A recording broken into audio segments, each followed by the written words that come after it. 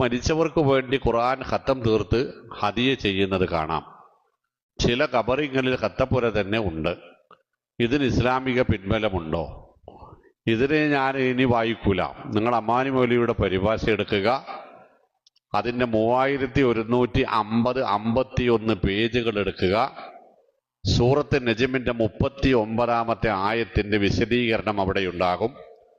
ആ വിശദീകരണത്തിൽ അമ്മാനി മൗലവി കൊടുക്കുന്നത് ഇബ്നു കസീർ റഹ്മത്തുള്ളാഹിയുടെ ഖുർആൻ പരിഭാഷയിലെ ഒരു പാരഗ്രാഫാണ്. ആ പാരഗ്രാഫിലുള്ളത് ഇമാം ഷാഫിയുടെ ഫത്വയാണ് റളിയല്ലാഹു അൻഹു. അപ്പൊ ആ ഒരൊറ്റ പരിഭാഷ വായിച്ചാൽ മുജാഹിദ് പ്രസ്ഥാനത്തിന്റെ നിലപാടും കിട്ടും. അഹ്ലുസുന്നത്തിന്റെ അമരക്കാരിൽ ഒരാളായി ഇബ്നു കസീർ റഹ്മത്തുള്ളാഹിയുടെ ഫത്വ കിട്ടും. അദ്ദേഹം ആ ഫത്വക്ക് ഉപയോഗിച്ചത് ഷാഫിഈ ഇമാമിന്റെ ഫത്വയാണ് എന്നതും കിട്ടും. ഇത് മൂന്നും കൂടി വായിച്ചാൽ അവസാനം കിട്ടുന്നത് വമിൻ ഹാദിഹിൽ ആയത്തിൽ കരീമ. ഇബ്നു കസീറാണ് പറയുന്നത്. ഇസ്തംബത്ത ഷാഫിഈ റഹ്മഹുല്ലാഹു വമൻ തബിഅഹും അന്ന ഖിറാഅത്തുൽ ഖുർആനി വഇഹ്ദാഇ സവാബിഹാ ഇലൽ മൗത ലാ യസ്ലു ഇലൈഹിം ലിഅന്നഹു ലൈസ മിൻ കസ്ബിഹിം വലാ മിൻ അമലിഹിം.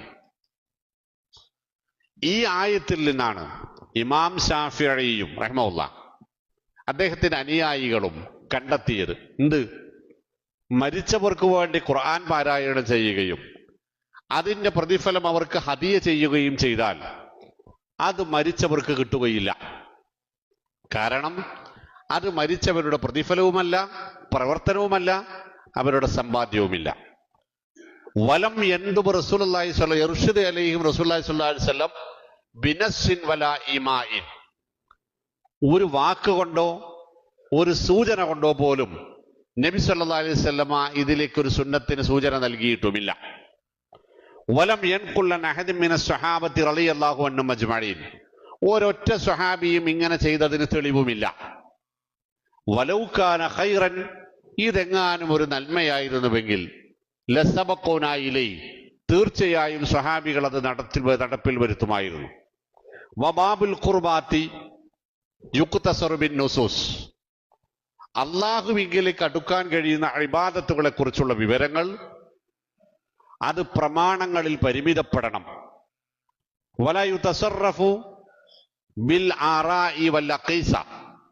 അത് ഏതെങ്കിലും പണ്ഡിതന്മാരുടെ അഭിപ്രായങ്ങളായോ മറ്റെന്തിനോടെങ്കിലും താരതമ്യപ്പെടുത്താവതോ അല്ല എന്ന് ഇബ്നു കസീർ ഇങ്ങനെ കൊടുക്കുന്നുണ്ട്. ഇമാം ഷാഫി റഹിമഹുള്ളയുടെ കോട്ടിങ്സ്.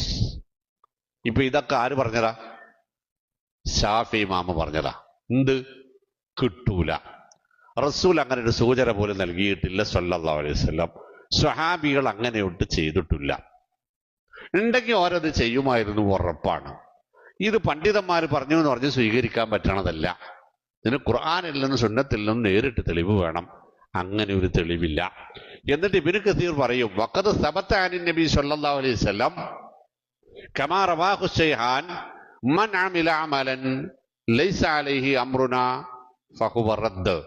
നമ്മുടെ ഈ മതകാര്യത്തിൽ നമ്മുടെ നിർദ്ദേശമില്ലാതെ ആര് എന്ത് നടപ്പിലാക്കിയാലും നിങ്ങളത് തള്ളണം എന്നതും ആ തഫ്സീറിലുണ്ട്. അപ്പൊ ആ വിഷയത്തിൽ 3 വിഭാഗത്തെ ഒരുമിച്ച് കിട്ടും. ഇമാം ഷാഫിയുടെ നിലപാടാണ് ഇബ്നു കസീർ റഹ്മത്തുള്ളാഹി പറഞ്ഞത്. ഇബ്നു കസീറിന്റെ നിലപാടാണ് അമാനി മൗലവി അദ്ദേഹത്തിന്റെ തഫ്സീറിൽ കൊടുത്തത്. അമാനി മൗലവിയുടെ നിലപാട് കേരള ദൂത്തുൽ മുജാഹിദീന്റെ നിലപാടാണ്. അപ്പൊ അത് മുജാഹിദുകളുടെ നിലപാടുമാണ്, അത് ഷാഫി മദ്ഹബിന്റെ നിലപാടുമാണ്. പിന്നെ ഇപ്പൊ നമ്മുടെ നാട്ടിൽ നടക്കുന്നത് എന്താന്ന് ചോദിച്ചാൽ ഷാഫി മദ്ഹബിന്റെ ഇമാമിയങ്ങളുടെ പിന്തുണയില്ലാത്ത പിൽക്കാല സമ്പ്രദായമാണ്.